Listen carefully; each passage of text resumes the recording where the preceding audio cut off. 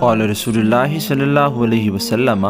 मा मिन क़ौमिन जलसू मजलिसन व तफ़र्रक़ू मिन्हु लम यज़कुरुल्लाह फ़ीही इल्ला कअन्नमा तफ़र्रक़ू अन जीफ़ति हिमारिन व कान अलैहिम हसरतन यौमुल क़ियामा।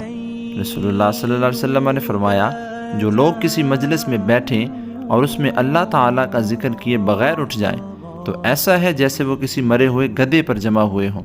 और उठकर चले गए हों, और क़यामत के दिन उनको इस बात पर हसरत होगी कि हम उस वक्त ज़िक्रुल्लाह से गाफिल क्यों रहे। The profit said, those who sit in a gathering and then get up without remembering Allah,